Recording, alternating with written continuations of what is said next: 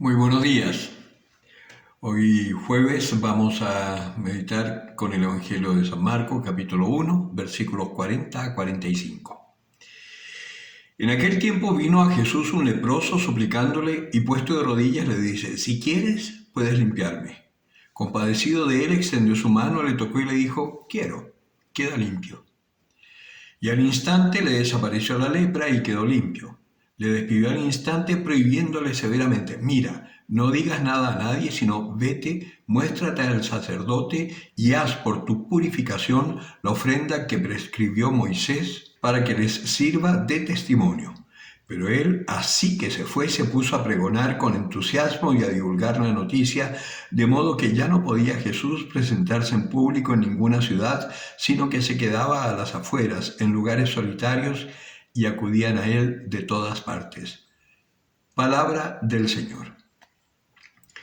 Hay dos cosas que son importantes acá en este Evangelio que nos pueden ayudar a nosotros también en nuestra vida de fe.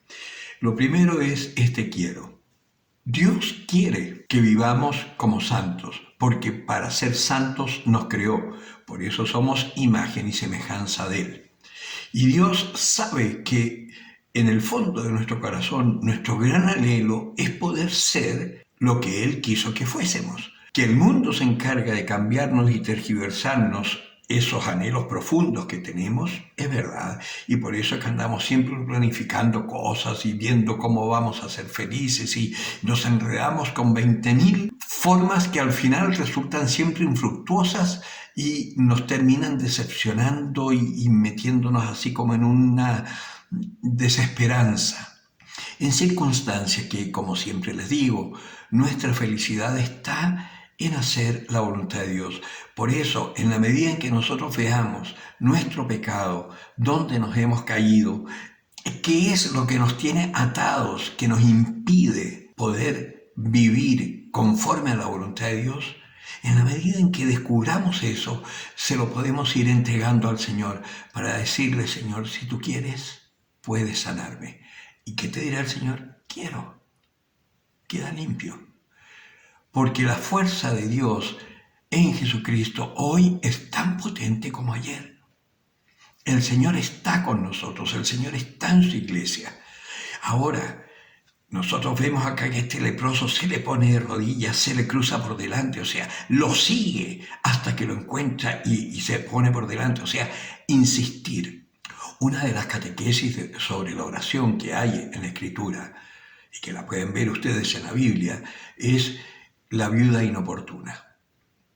Es un pasaje, búsquenlo, yo no tengo memoria para acordarme ni de qué evangelio ni en qué parte está. Yo no soy como los testigos de Jehová que se aprenden las citas de memoria. No, pero está por ahí, búsquenla. La viuda insistente. Ahora, Google es fantástico para eso. Pon la viuda insistente y el juez inicuo. Y ahí te va a aparecer de inmediato, te va a decir cuál es la cita, la buscas en tu Biblia y ahí la lees. Ojalá tengas la Biblia de Jerusalén para que no te salga muy tergiversada otras versiones que hay por ahí. Pero bueno, esa es una catequesis de la iglesia primitiva sobre la oración. Orar insistentemente. Esta viuda iba donde el juez y hazme justicia contra mi adversario, hazme justicia contra mi adversario, hazme justicia contra mi adversario. Y iba todos los días y molestaba y molestaba y molestaba, hasta que un día el juez dice, para que esta mujer me deje en paz, le voy a dar, aunque no me interesa ni ella ni los hombres, pero le voy a hacer lo que me pide para que no me moleste más. Pues si el hombre, siendo así, responde ante una insistencia, con cuánta mayor razón no te va a responder tu Padre Celestial. Entonces tú pídele, pero primero mira qué es lo que a ti te está impidiendo amar, qué es lo que a ti te está impidiendo perdonar. Quizás algo que te hicieron hace mucho tiempo y que tú todavía ahí lo estás dando vuelta y dando vuelta y dando vuelta y rumiando como una vaca y nunca se lo entregas al Señor para decir, Señor, por favor, dame el perdón, que yo pueda amar como tú amas, que yo pueda perdonar como tú perdonas.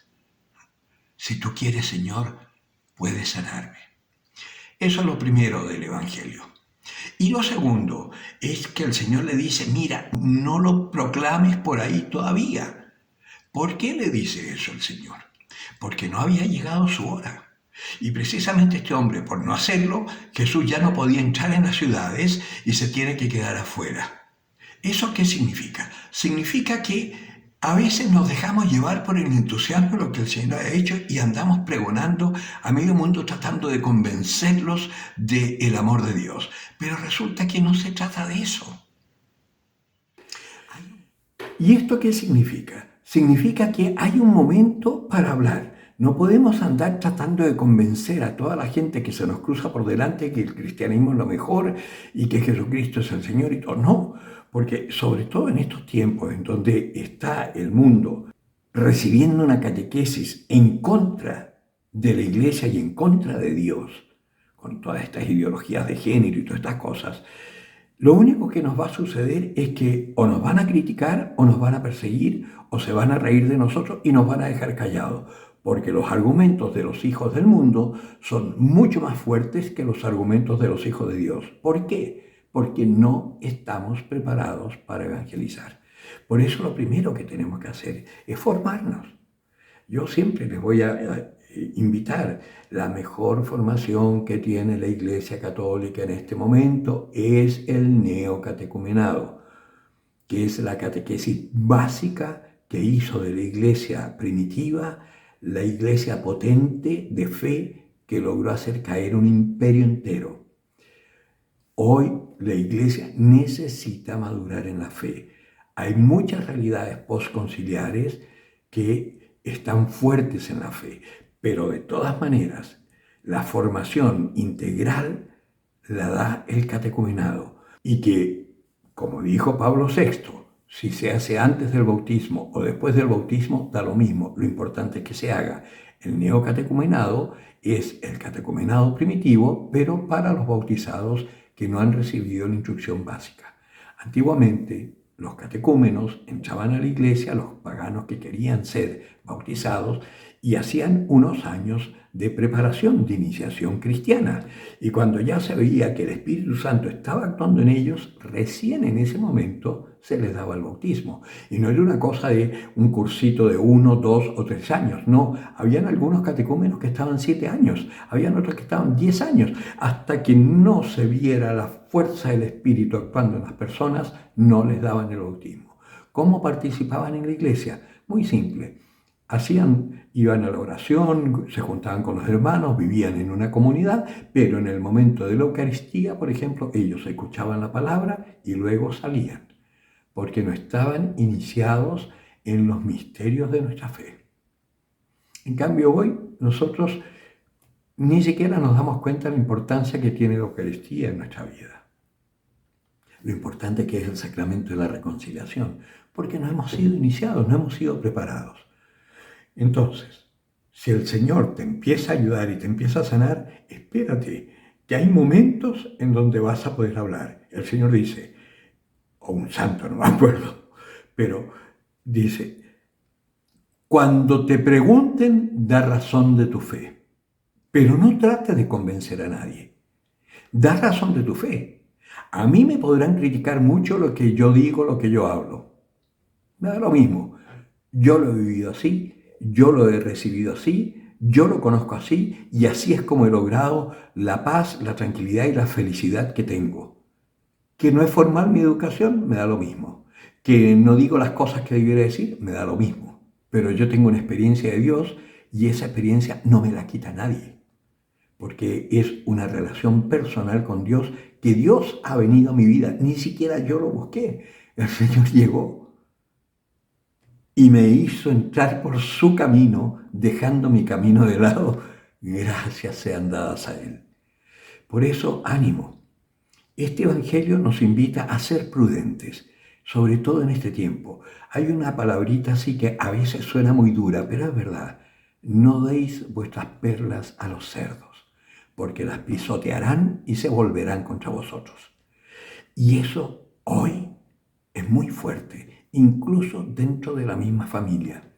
Se está cumpliendo esa palabra que dice, en una casa habrán 5 y habrá 2 contra 3 y 3 contra 2. Pondré a padres contra hijos e hijos contra padres. Y eso lo estamos viviendo hoy, y más aún si se trata de cosas de fe. Por eso, preparémonos. pero esperemos, con prudencia.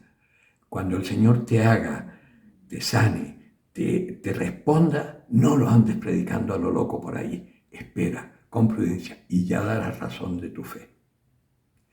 El que tenga oídos para oír, que oiga.